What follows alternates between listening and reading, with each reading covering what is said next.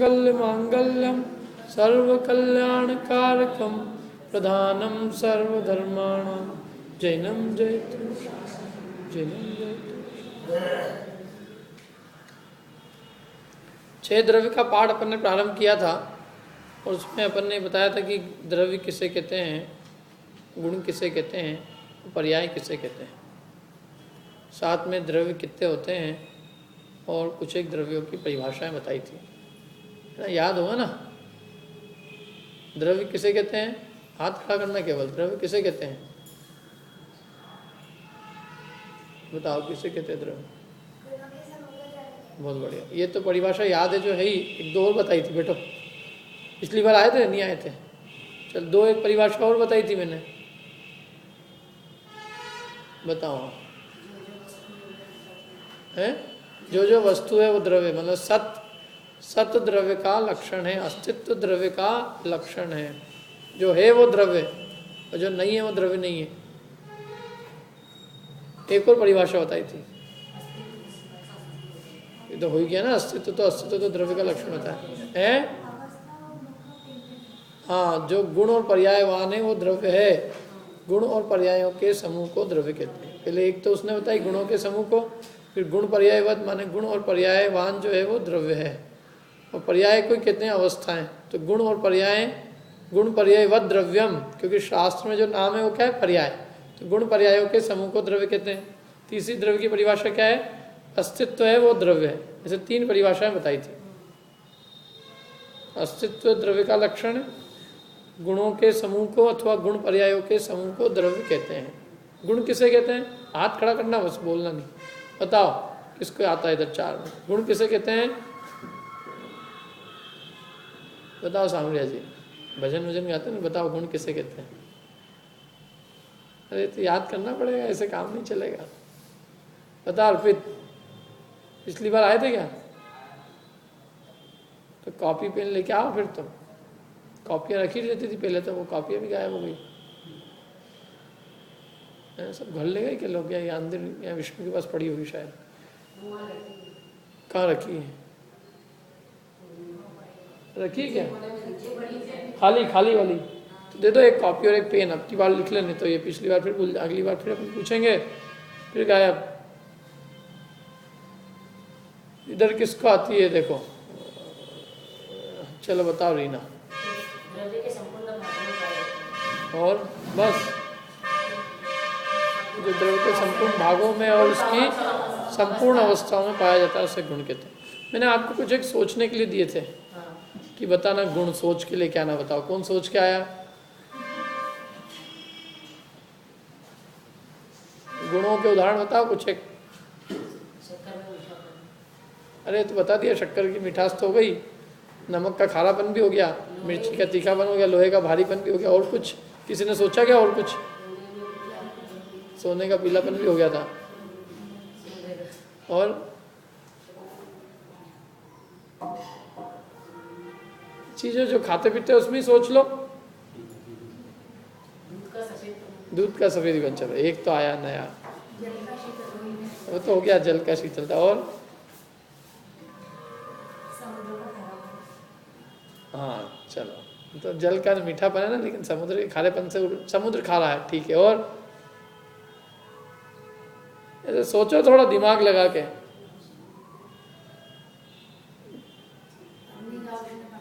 हाँ अग्नि का उष्णता, अग्नि का उष्णता, वैसे ये भी हो गया था। और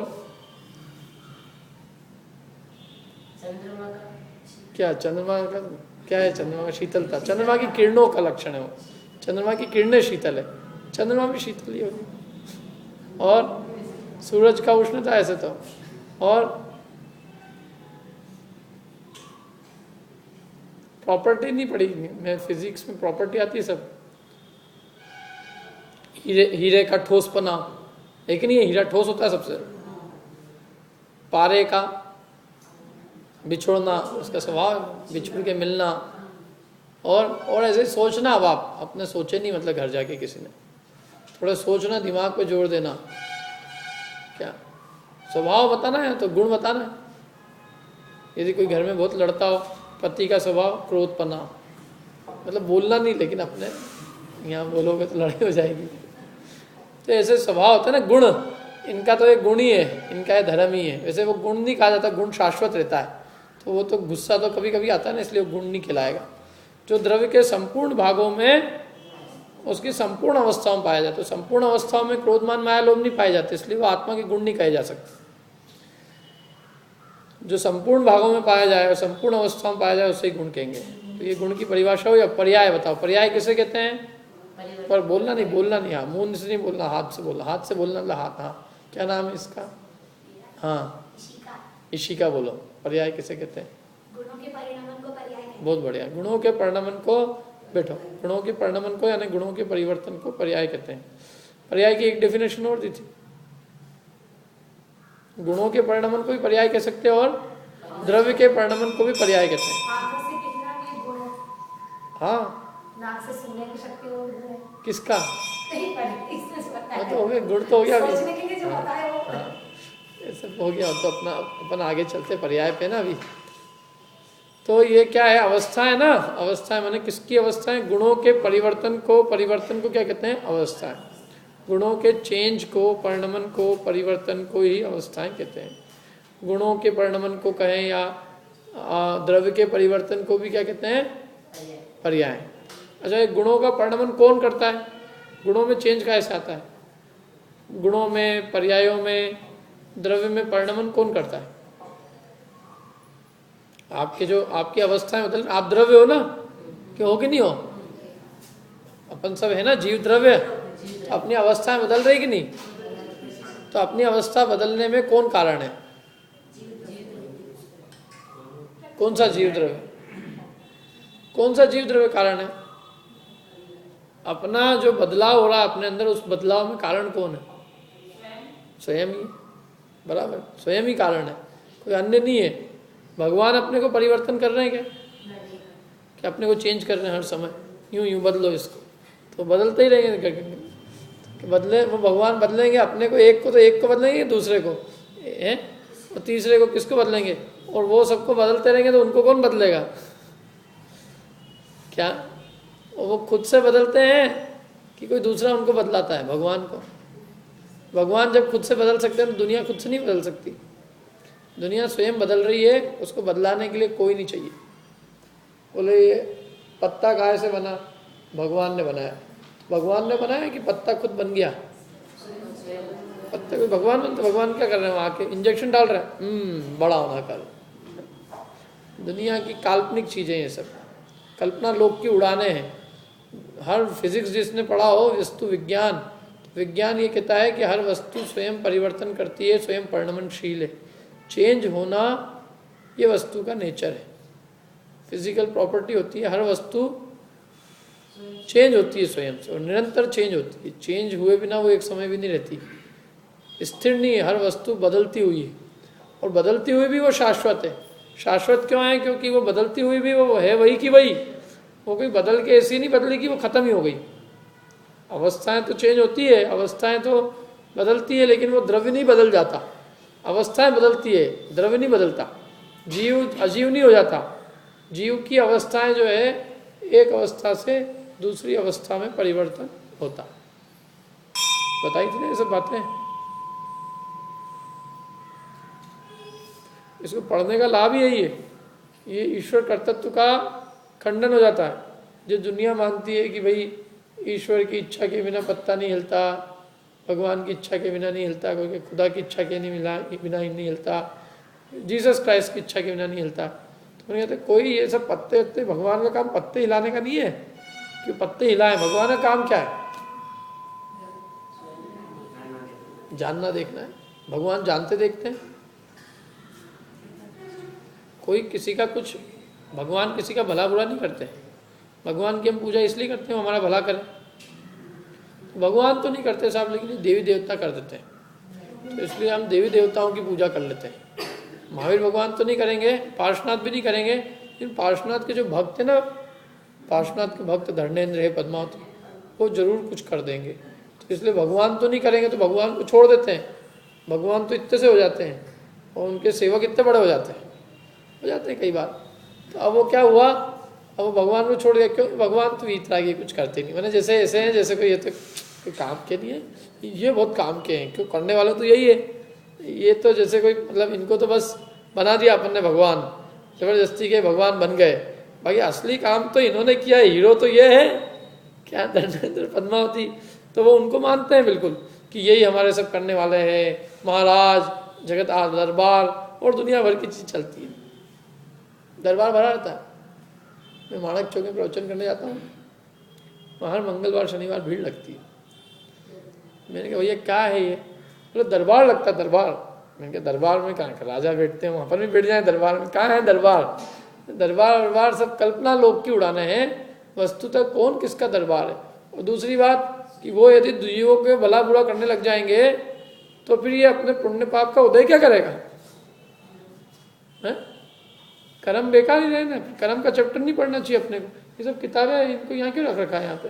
कर्म कांड, इन कर्म कांड को अपने यहाँ से हटाओ कि कर्म तो कोई चीज ही नहीं है, करने वाला तो वो है।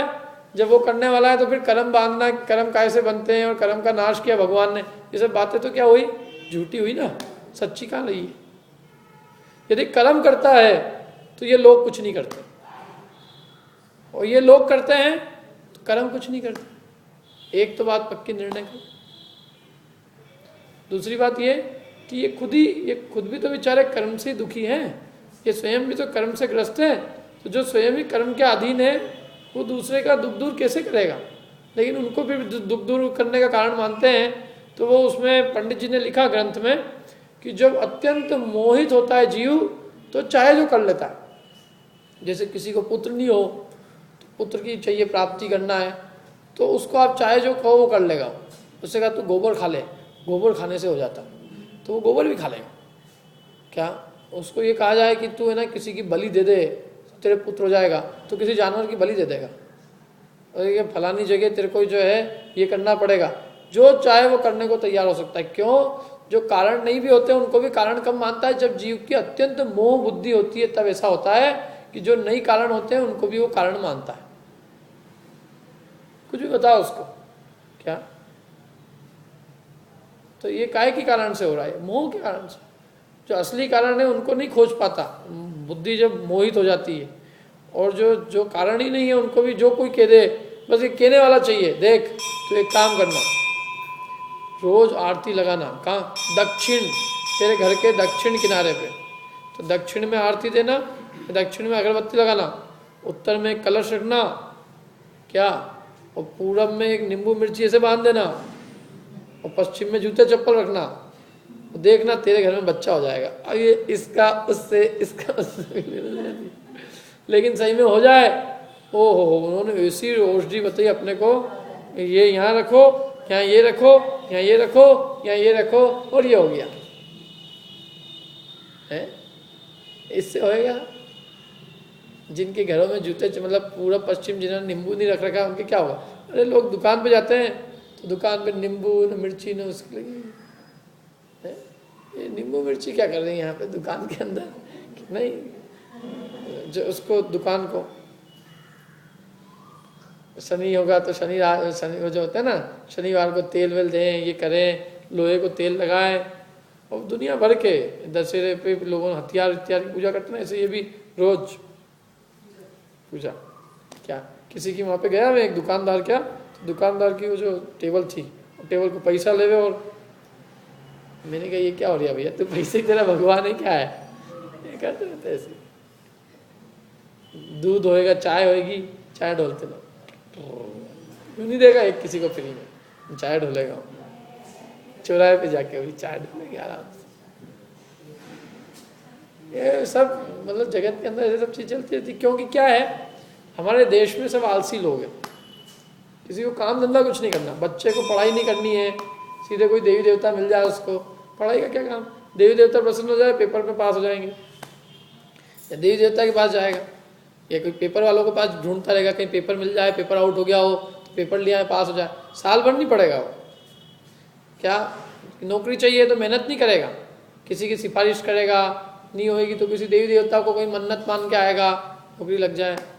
हर काम उसको, व्यापार व्यवसाय है तो उसमें भी मेहनत नहीं, जानकारी नहीं हासिल करने की, अच्छे व्यवस्थित काम नहीं, कुछ भी ऐसा करो मेरे घर में कुछ आ जाए तो आ जाए तो जो जिसकी जो विधि है वो तो उसी विधि से कार्य होगा तेरे। और ज़्यादा यदि भाग्य की बात करें तो पुण्य पाप के उदय से होगा। लेकिन ये जीव पुण्य पाप के उदय को तो मानता नहीं है, और बस कोई मेरे को दे दे, कोई मेरे को दे दे, मेरे छप्पर फाड़ जाए, मेरे मकान खुदा है तो उसमें नीचे सोना निकल जाए क्या, और कहीं ये हो जाए, इसकी तो ऊपर से ऊपर सोना मिल जाए।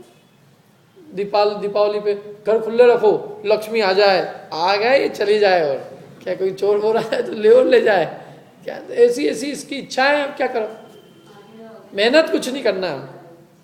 बिना मेहनत के हिंदुस्तानियों को पैसा चाहिए सबको, और वो मिलता नहीं है तो फिर दुखी होते हैं। और फिर दुनिया भर के जितने भी देवी देवता चल रहे हैं वो सब इसी चक्कर में तो चल रहे हैं। हिंदुस्तान में कितने अरबों देवी देवता हैं, उन सब की दुकानदारी इसी कारण से है क्योंकि यहाँ का आदमी जो कारण होता है असली कारण को नहीं खोजना चाहता है, वो जो है जो कारण नहीं है उनको कारण मान के उनकी सेवा करता है। अपना क्या गया, 1.25 रुपया गया, कभी क्या पता 1.25 रुपये में ये यहाँ के भगवान कुछ कर दे। जैसे किसी को बच्चा नहीं हो रहा है तो वो सब जगह जाता है, पीर पैगंबर सब जगह दुनिया भर में, क्या पता कहाँ के भगवान सुन ले। तो भगवान सुन के क्या करेंगे, तेरी पत्नी को क्या करेंगे, भगवान सुन के करेंगे क्या। वो बच्चा होएगा तो तेरे से ही होएगा ना, उसके लिए भगवान क्या करेंगे। भगवान का तो कोई कर्तव्य तो है नहीं। पास होएगा तो तू खुद पढ़ाई करेगा, तेरे दिमाग में ज्ञान भरा होएगा तो तेरे पढ़ाई करने का मतलब रहेगा, तो ज्ञान तो तेरे अंदर आएगा ना कि भगवान तेरे को इंजेक्शन देंगे ज्ञान का ड्र डाल के है। अरे कुछ तो भी मतलब अकल का उपयोग तो करे आदमी कि कोई मेरे को क्या करेगा। परिणमन मेरे में होता है कि परिणमन कोई मेरा कराता है। भगवान अपने का परिणमन कराते हैं, भगवान अपने में चेंज लाते हैं। ज्ञान दर्शन सुख वीर जो भी गुण अपने में उत्पन्न होंगे, वीतरागता आदि, तो ये भगवान अपने पैदा कर देंगे।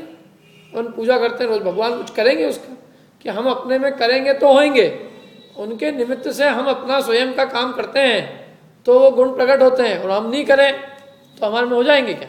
मंदिर में आके भी हम न करें, अपने में गुण प्रकट आत्मिक गुण प्रकट न करें तो नहीं होंगे। जो पुरुषार्थ करेगा वही वस्तुतः भगवान बनेगा, जो पुरुषार्थ नहीं करेगा वो भगवान नहीं बनेगा। तो ये गुणों का परिणमन परिवर्तन जो है वो हमारे द्वारा, हमारे अंदर, हमारे से स्वयं से होता है। कोई दूसरा हमारे परिवर्तन को नहीं करता। संसार में कोई भी द्रव्य किसी दूसरे का काम नहीं करता। हर एक चीज यहाँ पे स्वतंत्र है, अणु अणु स्वयं में लीन है, करता न धरता कोई। क्योंकि यदि ऐसा माना जाए कि दुनिया का कोई कुछ करता है तो फिर जैन दर्शन में अन्य दर्शन में कोई अंतर ही नहीं रहा। वो भगवान को सारी दुनिया का कर्ता मानते हैं, तुम किन्हीं द्रव्यों को किन्हीं द्रव्यों का कर्ता मानते हो। कर्तावाद दर्शन तो एक जैसे ही रहा ना।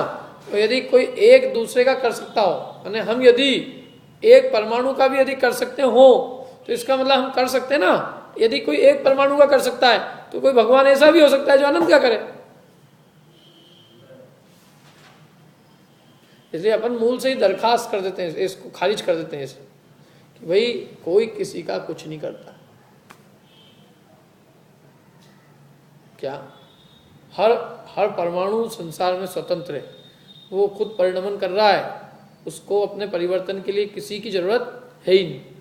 न परमाणु को जरूरत है, न चेतन को अपने परिवर्तन के लिए जरूरत है, न अचेतन को जरूरत है।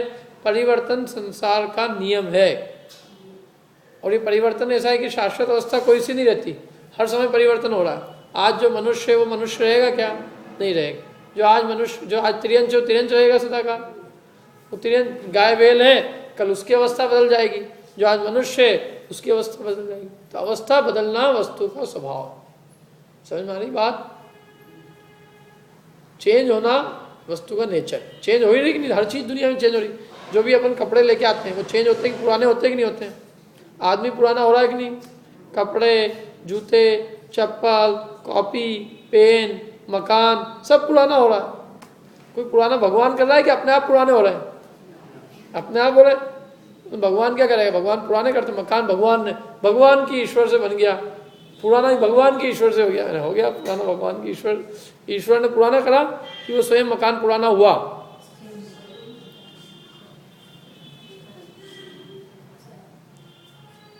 क्या ये बच्चा इतना बड़ा हो गया, अरे साहब आपकी कृपा है। तो इनकी क्या कृपा है, ईश्वर की कृपा से इतना बड़ा हो गया। ईश्वर की कृपा से नहीं, किसी की कृपा से नहीं हुआ, वो अपने आप खुद से बड़ा हो गया।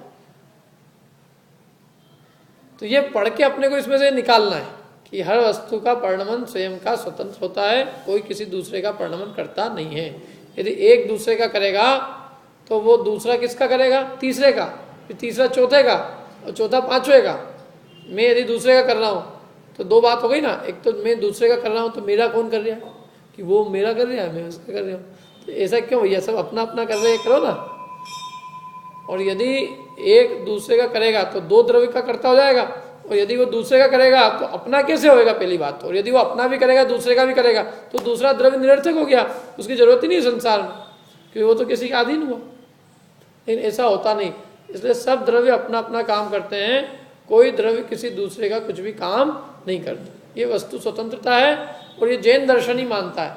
जैन दर्शन के अलावा अन्य जितने दर्शन है दुनिया के, वो सब ये मानता है कि कोई परम पिता परमेश्वर है जो दुनिया को बदलता है, दुनिया उसने उत्पन्न की है, दुनिया को चला रहा है, दुनिया नष्ट कर देगा एक दिन, जिस दिन उसकी इच्छा होगी।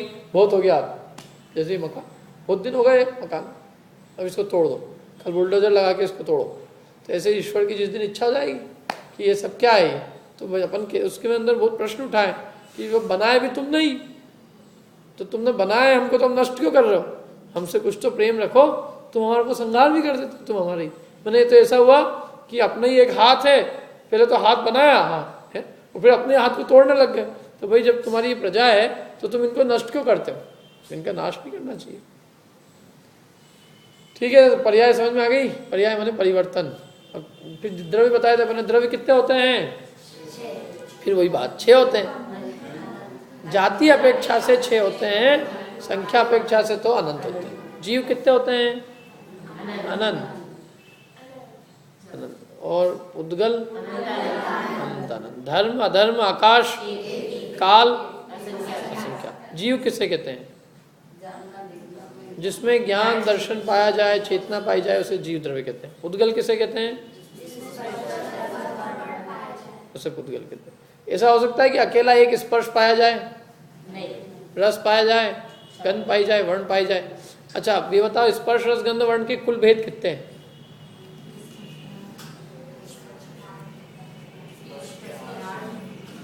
सब टोटल मिला के हाथ खड़ा करना बस। स्पर्श रस गंध वर्ण के कुल मिला के कितने भेद है? स्पर्श के कितने हैं? 8, रस के 5, गंध के, वर्ण के 5, कितने हो गए? 20। अभी बताओ, कोई भी स्कंद है, उस स्कंद में से 20 में से कितने रहेंगे एट ए टाइम? किसी एक समय में, किसी एक समय में स्कंद में कितने गुण होंगे 20 में से? सभी हो जाएंगे। मैंने वो गर्म भी और ठंडा भी है। फिर जो चीज जिस समय गर्म होगी उस समय ठंडी भी है क्या? ये पानी गर्म भी है ठंडा भी है क्या?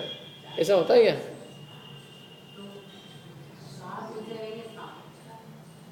कितने हैं? 7। सही बताया, 7 ही तो है। 7 है। कौन कौन से 7 है? चलो बता दो।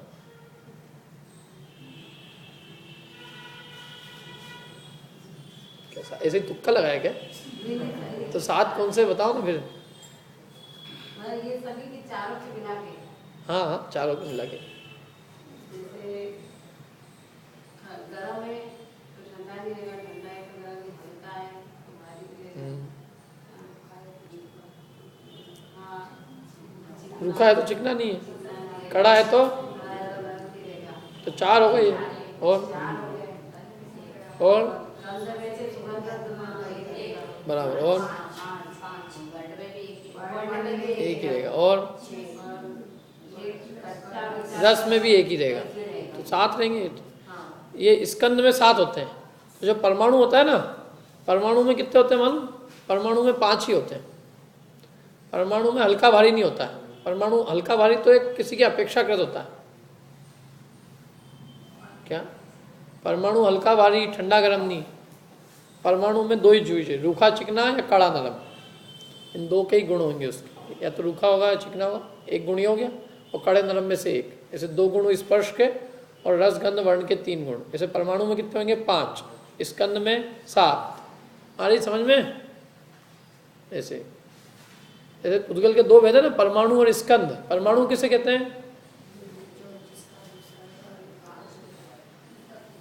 हाँ, पुद्गल के सबसे छोटे हिस्से को परमाणु कहते हैं। पुद्गल का सबसे छोटा टुकड़ा क्या है? परमाणु, जिसका दूसरा विभाग नहीं किया जा सके। और स्कंद किसे कहते हैं? दो या दो से अधिक परमाणुओं के समूह को स्कंद कहते हैं। अपने को जो भी दिखते हैं वो कौन कौन से? वो परमाणु है कि परमाणु भी अपने को क्या क्या दिख सकता है? परमाणु और स्कंद में क्या क्या देख सकते हैं? परमाणु दिख सकता है अपने को। स्कंद जो अपने को दिखता है उसमें कितने परमाणु होते हैं? 1 2 3 4, 2 तो होते ही चाहिए स्कंद में, 2 तो चाहिए।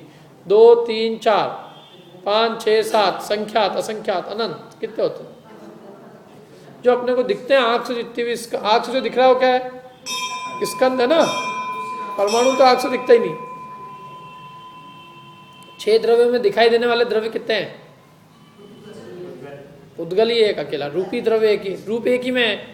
रूपी एक ही द्रव्य जो दिखाई देता है आंखों से, तो आंखों से एक केवल पुद्गल दिखाई देता है। पुद्गल के भी 2 हिस्से, परमाणु और स्कंद। तो परमाणु नहीं दिखता, क्या दिखता है? स्कंद। तो मेरा ये प्रश्न है, उस स्कंद में कितने परमाणु होंगे तो दिखेगा? 2 होंगे, दिख जाएगा। 2 या 2 से अधिक परमाणु के समूह को स्कंद कहते हैं। आंखों से दिखने वाला जो स्कंद है उसमें कितने परमाणु होने चाहिए?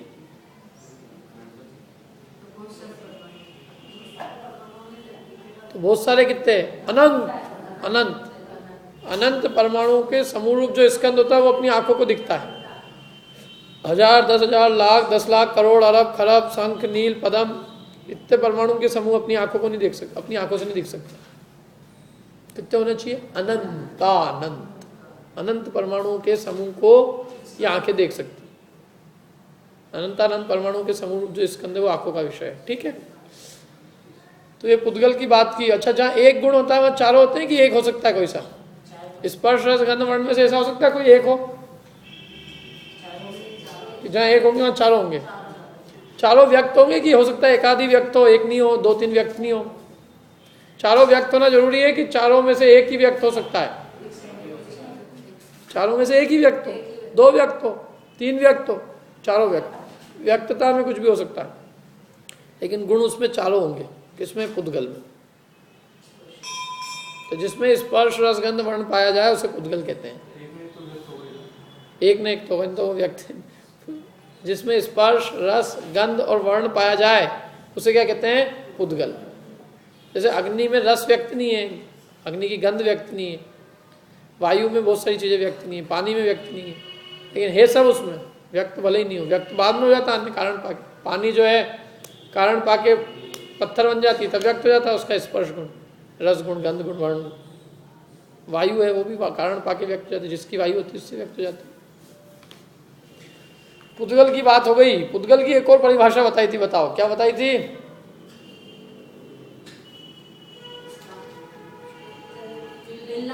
हाँ, जो मिले बिछुड़े उसको नाम पुद्गल है। पुद माने मिलना, गल माने गलना, मिलने बिछड़ने को पुद्गल द्रव्य कहते हैं। ये हुई पुद्गल की बात। अब अगला द्रव्य का नाम क्या है? धर्म। धर्म किसे कहते हैं? पूजा पाठ को क्या कहते हैं? धर्म द्रव्य। और हिंसा झूठ चोरी कुशील को अधर्म द्रव्य नहीं। किसको कहते हैं फिर? धर्म। धर्म द्रव्य और धर्म चीज अलग अलग बात है। धर्म द्रव्य जो है वो एक वस्तु है, जैसे अधर्म द्रव्य भी एक वस्तु है, एक चीज है। तो धर्म द्रव्य का क्या काम है? धर्म द्रव्य की क्या परिभाषा है? जो जीवों और पुद्गलों को, स्वयं चलते हुए जीवों और पुद्गलों को जो चलने में सहायक, उसे धर्म द्रव्य कहते हैं। जैसे उदाहरण दिए थे 2-1, बताओ कौन? हाथ खड़ा करना, हाथ खड़ा करो ना। जैसे मछली को चलने में जल सहायक है, ट्रेन को चलने में पटरी सहायक है, आदमी को चलने में रास्ता सहायक है। ये धर्म द्रव्य है। अधर्म द्रव्य चलाते हैं क्या? ये खुद पटरी ट्रेन को चलाती है कि चलने में सहायक है? ऐसे ये धर्म द्रव्य जीव पुद्गलों को चलाते हैं कि चलने में सहायक है? अब अधर्म द्रव्य किसे कहते हैं? जो चलते हुए जीव और पुद्गलों को ठहरने में सहायक हो उसे अधर्म द्रव्य कहते हैं। रुकने में सहायक, जो चलते हुए जीव और पुद्गलों को रुकने में सहायक है उसे अधर्म द्रव्य कहते हैं। नहीं, इसमें कैसा है ना कि उदासीन रूप से साहिब, तो उसका क्या मतलब? उदासीन माने कुछ करते नहीं, प्रेरक और उदासीन। तो जो उदासीन क्रियावान और इच्छावान जो होते हैं वो प्रेरक कहलाते हैं, और जिनमें इच्छा और क्रिया नहीं होती है वो उदासीन कहलाते हैं। जैसे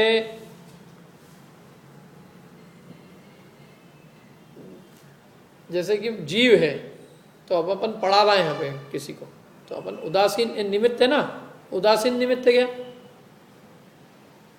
कि प्रेरक निमित्त है? प्रेरक क्यों? क्योंकि पढ़ाने वाले को इच्छा भी है पढ़ाने की, और हाथ पैर भी हिला रहा, मुंह बोल ही रहा ना, वो इच्छावान भी है और क्रियावान भी है। लेकिन पढ़ना नहीं पढ़ना ये आदमी की इच्छा पे,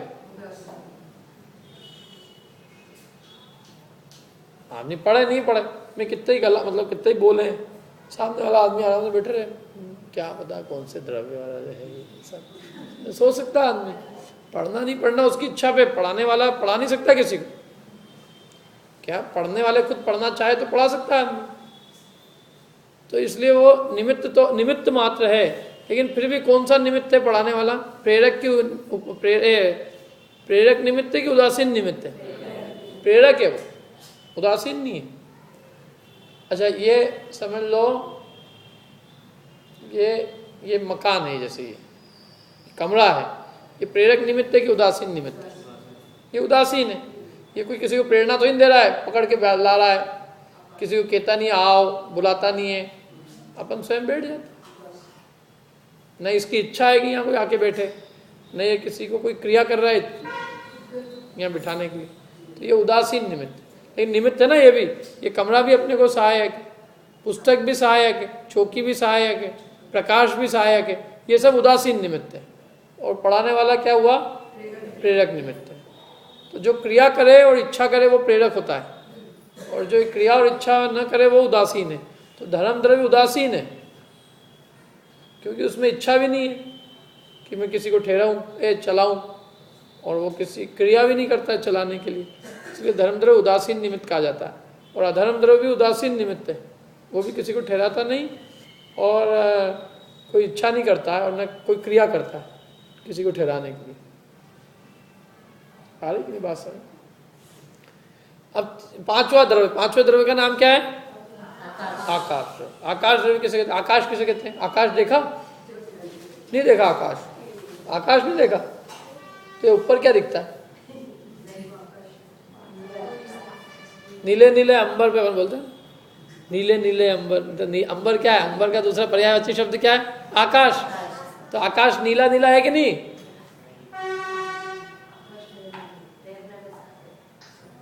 नीला होता है आकाश, नीला काला। आकाश नीला काला नहीं देखा? अभी कभी लाल भी हो जाता है, लाल लाल आकाश, पीला आकाश, नीला आकाश, काला आकाश। तो ये सब आकाश ही तो है जो ऊपर दिख रहा है। जो जो दिख रहा है नीला काला वो क्या है? आकाश है। अभी अपन ने बताया था दिखता है वो कौन सा द्रव्य है? पुद्गल। तो ये जो नीला काला दिख रहा है ये पुद्गल है। ये बादल दिख रहे हैं, ये बादल है। दूसरा वाला क्या मतलब? हाँ आकाश दूसरा।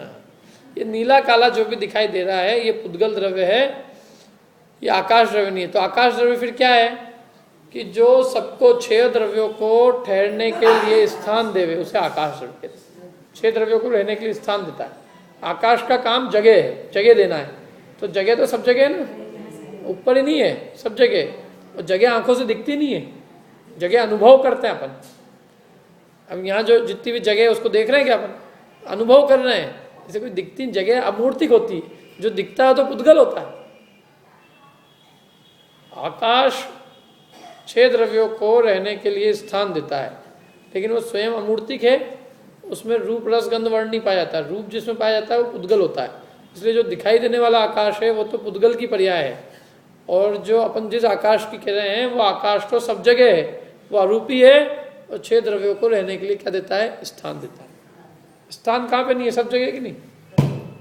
अपन जब बैठे वहाँ भी स्थान है, नीचे भी स्थान है, ऊपर भी स्थान है, इधर उधर उधर उधर। ऐसा कौन सा स्थान है जहाँ स्थान नहीं है? कोई ऐसी जगह आएगी, अच्छा बताओ, अपन चलते जाओ चलते जाओ चलते जाओ, द एंड, अब कुछ नहीं आता ऐसा द एंड। भाई चलते गए, पहाड़ समझ लो, पहाड़ पे थे, पहाड़ चलते चलते खत्म, तो उसके बाद जगह नहीं आएगी, पहाड़ के बाद आगे नदी आ गई, तो नदी जगह है कि नहीं, समुद्र, और भी आगे चलते जाओ, चलो आकाश में जाओ, अनंत आकाश में, तो आकाश का ऐसा कहीं जगह हो सकती है जहाँ आकाश का अंत आ जाए कि भाई द एंड, आकाश का अब अंत हो गया, अब आगे क्या है, आगे कुछ नहीं है, आगे कोई जगह नहीं, ऐसा जगह हो सकती है जहाँ जगह नहीं हो? कल्पना करो आप ऐसी दुनिया में, ऐसी कौन सी जगह होगी जहाँ जगह नहीं होगी? है कोई जगह ऐसी जहाँ जगह नहीं है? हैं? कोई जगह ऐसी है जहाँ जगह नहीं है? वो जगह जो बताओगे कि यहाँ जगह नहीं है, तो वो जगह बताई ना तुमने, ये जगह ऐसी है जहाँ जगह नहीं है, तो ये जगह ऐसी है, तो ये जगह, तो वो जगह तो हो ही गई। जैसे जगह तो सब जगह है, आकाश सर्वत्र है, सर्वव्यापी है, दशों दिशाओं में आप किधर भी चले जाइए, आकाश चारों ओर अनंत है, सब ओर अनंत है। सबसे बड़ा द्रव्य अनंत, सबसे बड़ा आकाश द्रव्य है, खूब बड़ा है, लोकाकाश और अलोकाकाश सब ओर फैला हुआ है, पूरे दशों दिशाओं में अनंत है। 10 दिशा कैसे हो गई? दिशाएं तो 4 होती है, 10 कैसे हो गई दिशाएं? 10 होती है दिशाएं, 10 कहाँ से? 10 कौन सी बताओ है? अरे नाम आप नहीं याद, यूँ ही बता दो, ऐसे ही बता, 10 कौन सी है? चलो कौन 10 दिशा मालूम है? 10 दिशा नहीं मालूम? नाम किसको याद है? चलो नाम किसको याद है? आग्नेय हो गया। 4 तो दिशा होती है, पूर्व पश्चिम उत्तर दक्षिण, 4 विदिशाएं होती है, दिशाओं के बीच बीच में जगह होती है ना, को डायगोनल, 2 दिशाओं के बीच में एक डायगोनल जगह खींच सकते कि नहीं, वो विदिशा कहलाती है। तो 4 दिशाएं और 4 विदिशाएं, डायगोनल 4, 2 दिशाओं के बिल्कुल मध्य में, और एक ऊपर एक नीचे, ऐसे 10 दिशाएं। इन 10 दिशाओं में आप कहीं भी चले जाओ, आपको सब जगह आकाश कितना मिलेगा? अनंत, कहीं भी अंत नहीं है आकाश का, किसी भी दिशा में कहीं भी जाओ, आकाश का कहीं अंत नहीं है। फिर भी अपन ने आकाश के 2 भेद किए वैसे, एक लोकाकाश, अलोकाकाश। लोकाकाश किसको कहते हैं? जहाँ 6 द्रव्य पाए जाए उसका नाम है लोकाकाश, और जहाँ अकेला आकाश पाया जाए उसका नाम अलोकाकाश। अच्छा, अभी मैंने आकाश की परिभाषा क्या बताई थी? जो 6 द्रव्यों को रहने के लिए जगह थे। तो अलोकाकाश में 6 द्रव्य रहते हैं क्या? तो फिर वो आकाश कहाँ से हुआ? जो 6 द्रव्य को रहने के लिए देवे वो आकाश है, वो तो 6 द्रव्य को रहने के लिए स्थान देते ही नहीं हो, तो आकाश ही है वहाँ। तो वो जो अलोकाकाश है, वो अलोकाकाश आकाश का हुआ केवल, वो तो अलोक हुआ, आकाश कहाँ से हो गया? आलोक जो है वो आकाश है कि नहीं? नहीं है ना? हाँ, बहुत बढ़िया। आलोक में आकाश नहीं, आकाश कैसे हो गया? आकाश की परिभाषा तो घटती नहीं रही ना वहाँ। 6 द्रव्यों को रहने के लिए स्थान दे उसे आकाश कहते हैं, तो 6 द्रव्यों को कहाँ ठहरने के लिए स्थान? अरे तो भेद तो अपने रट लिए, लेकिन परिभाषा क्या है? जो 6 द्रव्यों को रहने के लिए स्थान दे उसे आकाश कहते हैं। तो वहाँ 6 द्रव्य रह रहे हैं क्या? 6 द्रव्य का रहते हैं लोकाकाश में, जो एक आकार बना, आपने कभी देखा ऐसा आकार? जैन दर्शन का लोगो ऐसा आकार रहता है उसका, हाथ पे कमर पे किसी ने हाथ कर रखा, ऐसा यूं फिर यूं यूं फिर यूं फिर यूं, लोगो होता है ना जैन दर्शन का, परस्पर ग्रोह जीवानाम लिखा रहता है उसका। तो वो लोकाकाश का आकार है, माने उतने क्षेत्र में 6 द्रव्य पाए जाते हैं, उसके बाहर 6 द्रव्य नहीं है, उसके बाहर केवल आकाश है, उसको क्या कहते हैं? लोकाकाश। माने जब 6 द्रव्य पाए जाते हैं उसका नाम है लोकाकाश, और जहाँ 6 द्रव्य नहीं पाए जाते, केवल आकाश पाया जाता है, उसका नाम क्या है? अलोकाकाश। कहाँ रहा? कहाँ दिख नहीं रहा है मेरे को? मेरे नहीं दिख रहा है, दीवार से अड़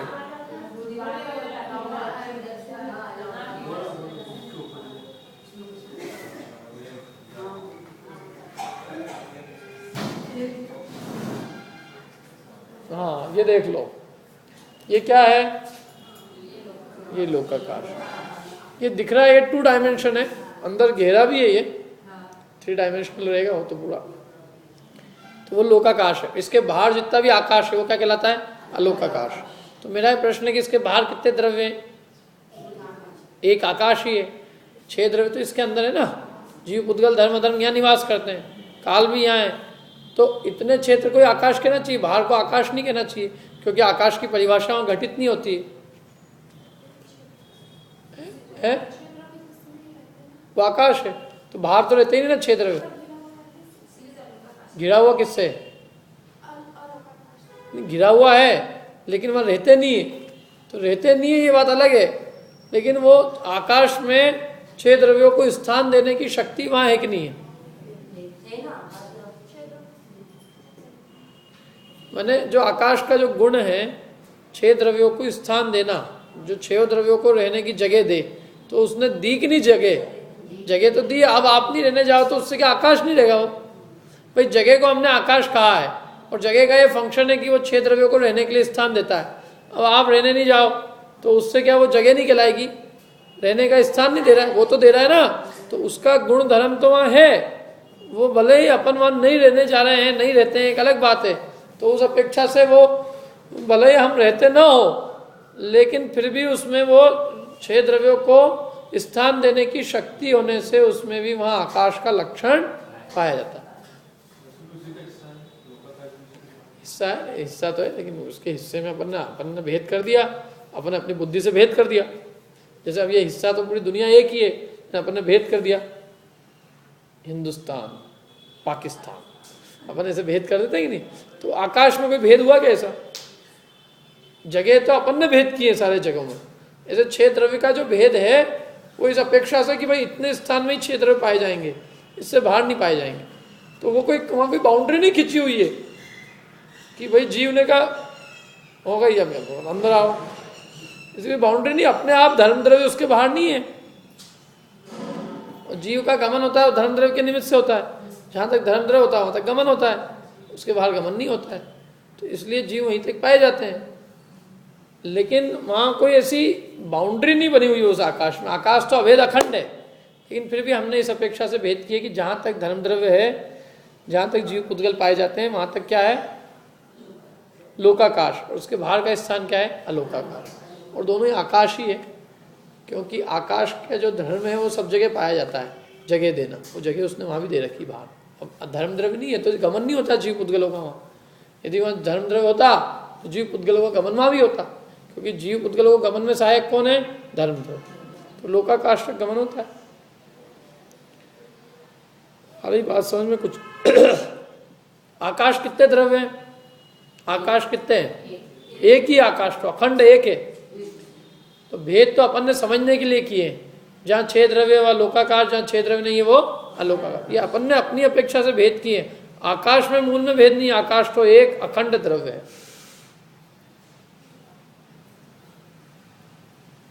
आकाश में रूप है, अरूपी है, आकाश एक है, अरूपी है, वो सबसे बड़ा है, ये क्षेत्र की अपेक्षा से आकाश सबसे बड़ा है। कितने प्रदेश है उसके, अनंत प्रदेश है।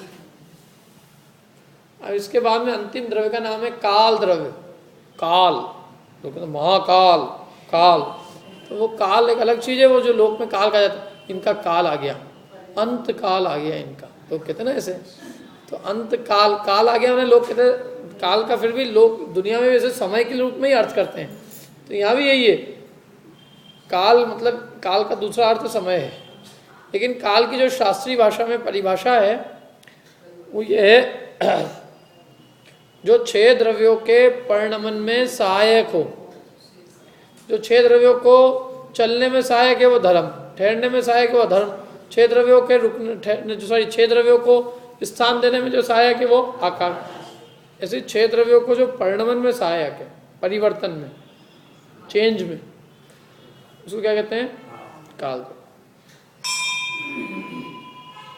परिवर्तन हो रहा है ना अपने में, तो उसमें सहायक कौन है, काल, काल द्रव्य 6 द्रव्यों के परिणमन में सहायक, 6 द्रव्यों के परिवर्तन में सहायक, परिवर्तन होता है, जैसे हम रह रहे हैं ऐसे परिवर्तन भी हो रहा है, तो उस परिवर्तन में निमित्त कौन है? काल द्रव्य। और ऐसे काल द्रव्य कितने हैं? ऐसे काल द्रव्य हर एक प्रदेश पे एक एक है, एक एक प्रदेश पे एक एक काल द्रव्य। तो जितना बड़ा लोकाकाश है, लोकाकाश के जितने प्रदेश है उतनी ही काल द्रव्य की संख्या है, क्योंकि आकाश के एक प्रदेश पे एक काल द्रव्य, तो जितने प्रदेश उतने काल द्रव्य। लोकाकाश के प्रदेश असंख्यात, तो काल द्रव्य भी असंख्यात। वो निश्चय काल है जो लोकाकाश के एक एक प्रदेश पर है। रत्न राशि की तरह आपस में मिलते नहीं है, रत्नों की राशि अलग अलग रहती है, इसलिए आकाश के एक एक प्रदेश पर एक एक अलग अलग कालाणु स्थित है।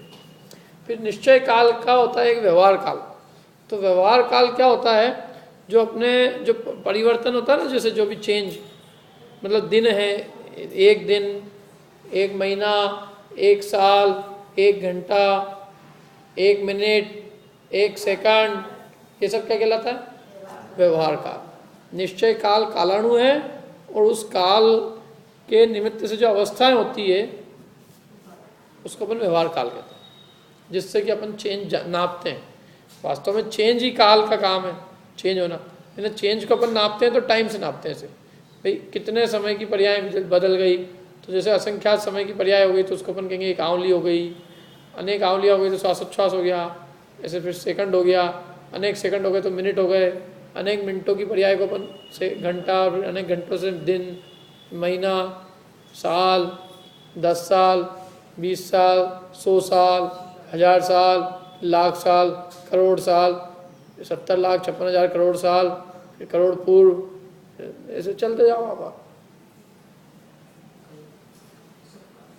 समझाते जाओ। कल्पकाल, 10 कोड़ा सागर, पहले तो ये उन्हें करोड़ पूर्व, फिर पूर्व के बाद में पल्ल, फिर सागर, फिर उत्सर्पणी अवसर्पणी, ऐसे अनंत काल बड़ा है। क्या ये सब फूल वगैरह सब व्यवहार काल की बात, जो भी टाइम जिसको भी अपन नापते हैं सब व्यवहार काल। ये सब नापने की इकाइयाँ हैं। जैसे एक 70 लाख 56 हज़ार करोड़ वर्ष को अपन बोलते हैं एक पूर्व। क्या बोलते हैं? एक पूर्व। 70 लाख 56 हज़ार करोड़ वर्ष होते हैं। एक पूर्व में कितने वर्ष होते हैं? 70 लाख 56 हज़ार करोड़ वर्ष। आदिनाथ भगवान की कितनी आयु थी? 84 लाख पूर्व। कितनी होती है? कितने साल हुए उसमें? घर निकाल के लाना, कैलकुलेटर ही फेल हो जाएगा आपका। कितने साल की उनकी आयु थी? एक पूर्व में 70 लाख 56 हज़ार वर्ष थे। 70 लाख 56 हज़ार, 70 लाख 56 हज़ार करोड़। एक पूर्व में कितने वर्ष? 70 लाख 56 हज़ार करोड़। माने 1 करोड़ साल भगवान के एक बार बीते, 2 बार, 3 बार, ऐसे 1 करोड़ कितनी बार बीते? 70 लाख 56 हज़ार बार, तब एक पूर्व हुआ। और ऐसे एक पूर्व कितनी बार बीते? 84 लाख। कितनी बड़ी आयु थी आदिनाथ भगवान। 100 साल बड़ी लग रही हैं लोग, 100 तो जी नहीं रहे आजकल, 80। अरे इतनी बड़ी जिंदगी, इतनी बड़ी आराम की अच्छी सी जिंदगी, तुम्हारी तो बहुत बड़ी है ही नहीं, जिंदगी बहुत छोटी है। तो ये सब व्यवहार काल है, जो भी अपन नापते हैं ना जिनसे, दिन, घड़ी, महीना आदि, ये सब व्यवहार है। निश्चय काल वो कालाणु है, और उसके निमित्त से द्रव्यों में परिवर्तन होता है। जैसे धर्म अधर्म द्रव्य रुकने चलने में सहायक है, ऐसे ही ये जो द्रव्यों के परिवर्तन में, चेंज में सहायक कौन है? काल द्रव्य। और जैसे धर्म अधर्म उदासीन रूप से सहायक है, ऐसे काल द्रव्य भी उदासीन रूप से सहायक। परिणमन जीव में स्वयं में होता है, उद्गल में भी स्वयं में होता है, स्वयं परिणमते हैं, लेकिन फिर भी निमित्त रूप कौन है? काल द्रव्य। अब इन 6 द्रव्यों को पढ़ने से फायदा क्या है बताओ? कुछ नहीं, फायदा तो कुछ नहीं, आप पढ़ा रहे हो तो पढ़ रहे हैं हम, बाकी क्या है?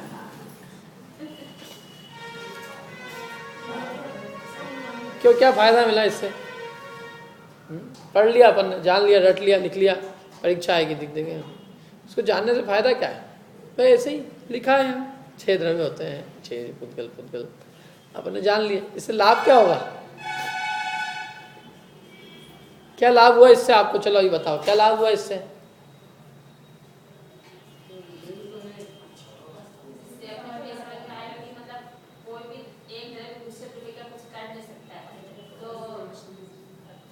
इससे क्या फायदा मिला?